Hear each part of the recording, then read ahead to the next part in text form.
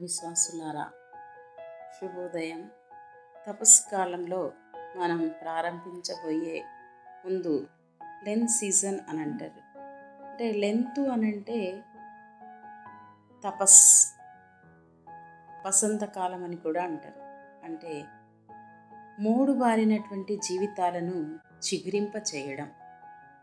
తపస్సు అంటేనే హృదయ పరివర్తన, మారు మనసు. ఈ లోకంలో మనం జీవిస్తున్నాము అంటే ఆయన యొక్క కృపా కటాక్షం. ఆయన లేని జీవితం వ్యర్థం. అంటే మూడు బారినటువంటి జీవితాలను చిగురింప చేయడం. మనం బైబిల్ గ్రంథాన్ని గనక చదివినట్లయితే 40 దినాల గురించి ఎన్నోసార్లు ప్రస్తావించబడింది. నూతన నిబంధనలో కానీ లేకపోతే పాత నిబంధనలో కానీ ఎన్నోసార్లు ఈ యొక్క 40 దినాల గురించి ప్రస్తావించడం జరిగింది. 40 దినాలు ఉపవాసములు ఎందుకు చేస్తూ ఉన్నాము? 40 డేస్ అంట. వాస్తవంగా 40 రోజులే కాదు, 47 రోజులు అవుతుంది ఈస్టర్తో. అంటే 40 రోజులు అంటే మనము బైబిల్ గ్రంథాన్ని పరిశీలిస్తే 40 సంఖ్య చాలాసార్లు మనకి కనిపిస్తుంది. ప్రియమైన విశ్వాసులారా, యేసు ప్రభు ఎడారిలో ఉపవాసం చేసిన తర్వాత సైతాను చేత ఎన్నో రకాలుగా శోధించబడి ఉన్నారు. దాన్ని ప్రభు గద్దించి జయించగలిగారు. పాత నిబంధనలో చూస్తే నోవా కాలంలో జలప్రళయంలో 40 రాత్రులు 40 పగళ్ళు నోవా కుటుంబం ఎన్నో విధాలుగా బాధలు పడి ఉన్నారు. మరి దాన్ని జయించగలిగారు ప్రభుతో సహాయంతో.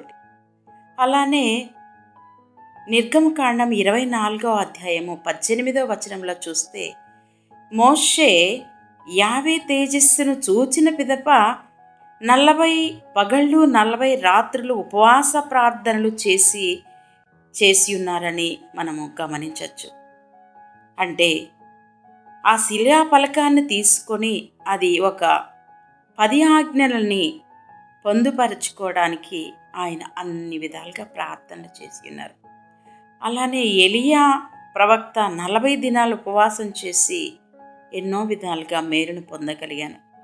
యోనా గ్రంథాన్ని చూసుకుంటే కూడా నినివే పట్టణం అనేది నాశనం అయిపోకుండా అక్కడ ఉన్నటువంటి జనమంతా కూడా పాపములో పడి కొట్టుమెట్టాడుతూ ఉన్న సమయంలో వాళ్ళు పశ్చాత్తాపం పొందడానికి 40 దినాలు ఉపవాస ప్రార్థన చేసినట్లు చూస్తున్నాం.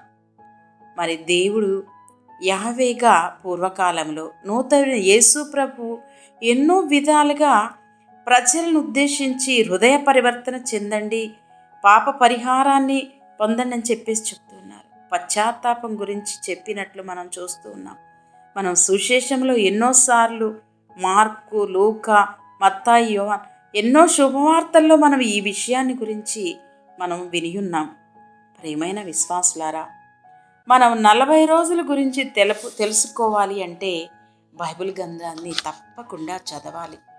కనీసం ఈ తపస్సు కాలంలోనైనా మన హృదయాన్ని మన తండ్రి దేవునిపై లగ్నం చేసి మన ఆత్మను ఆయనకు సమర్పించుకొని బైబిల్ వాక్యాన్ని చదివి ఆయన కృపను మనం పొందగలగాలి.